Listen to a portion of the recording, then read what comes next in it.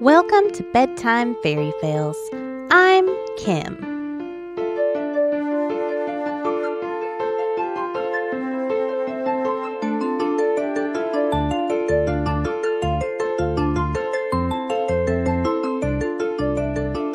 This episode was made possible in part by the live play D&D podcast All D20. We'll tell you a little more about them after the show.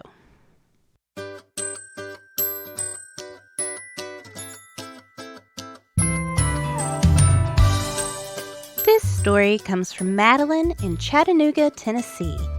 This is a story about misunderstandings and straight-up forcefulness. This is... Here, have a poison. Once upon a time, there was a human monk named Ven who had gone out into the woods to meditate. She walked a good way out and eventually came across a berry bush. The berries were a beautiful shade of deep red and looked ripe, juicy, and delicious. Now, clearly Ven had never been a Girl Scout because she ignored the first rule of the wilderness and started eating the mystery berries. And I mean, by the handful. She was really going to town on these things. Eventually, her hero partner, a half-elf rogue named Kai, notices that Ven had been gone longer than usual for her meditation, so he heads out to find her. He treks through the woods for a while before finally stumbling across Ven. She was sitting on the ground next to the bush, fingers stained red from berry juice, just munching away. Kai, you have to try these berries. They're amazing, she says. What are they? Asks Kai. Delicious, that's what. Ven replies. I don't know what kind they are. I found them when I was looking for a place to meditate. And you just ate them? You don't know what they are, but you're eating them. Really? Says an exasperated Kai. Oh, don't be such a worrywart. Just try them. Absolutely not. Come on, they're amazing. I said no. I'm not eating possibly poisonous berries that you randomly found out in the woods. Ven, not willing to take no for an answer, stands up, marches over to the rogue, and shoves a berry in his mouth. She then proceeded to hold her hand over it so that he had no choice but to swallow.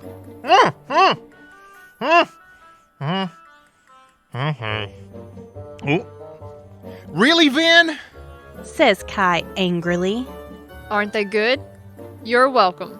Replies a pleased Ven. Kai rolls his eyes and says, Whatever. Let's just get back to town before the poison kicks in. They're not poison, insisted Ven. And just so you know, Kai was right. They were totally poison. The two heroes make it all the way back to the edge of town before the symptoms begin. Ven starts to feel sick to her stomach and is soon stopping to vomit every few feet. See? Exclaims Kai. This is exactly what I was talking about. You poisoned the both of us. No. It's probably just a stomach bug. Yeah, a stomach bug that ironically hits less than an hour after you chowed down on some mystery berries. Right. I'm sure it won't be too long until I'm also... Uh-oh. While Kai is vomiting, he notices Ven collapse out of the corner of his eye. He rushes over to check on her, only to find her completely paralyzed. It had to be the berries. After all, she did eat 30 to his 1. This was not good. They needed help. Kai manages to flag down one of the townspeople and says, Help! Get the healer! We ate poison berries! With that, the townsman takes off to find the local apothecary.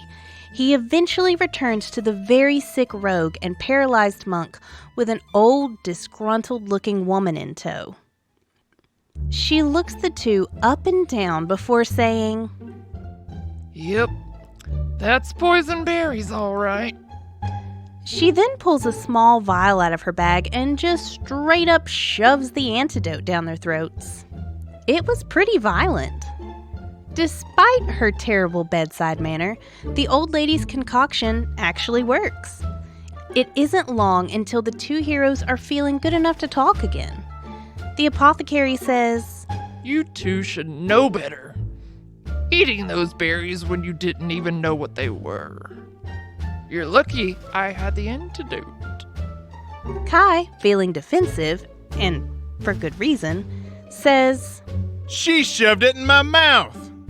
Vin, who was still feeling a little violated over the antidote being shoved down her throat, mistakenly believes that Kai is talking to her about the apothecary, and yells out in agreement, Oh no! apparently completely forgetting that she had done the exact same thing to Kai with the poison berry in the first place. And that, kids, is why we don't eat things that we find in the woods. The end.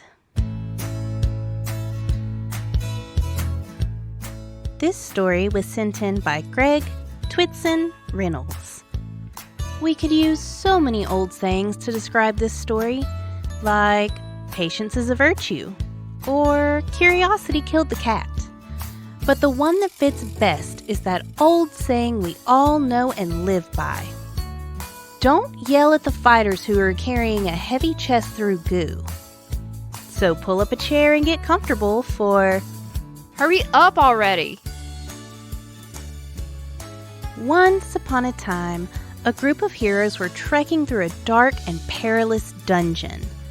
Now, as with many stories, Greg couldn't remember all the hero details, so we took the liberty of filling in the ones he forgot. First, we have a human fighter named Leroy, a half-orc fighter named Belros, a half-elf cleric named Marith, and a very prissy elf thief named Chickadee. Now, the party had been working their way through the dungeon for some time, and eventually they come to a room that is completely carpeted in gore. The floor is covered in at least 2 inches of blood, guts, and pieces of flesh. It's truly disgusting. However, on the far side of the room, across the ocean of gross carnage, is a very fancy chest. The kind of chest that is sure to have lots of gold and treasure inside. Obviously, they need to get this chest. But that's where the first problem arises. I am not going in there. It's gross. Says Chickadee. Me either. Agrees Marith the cleric.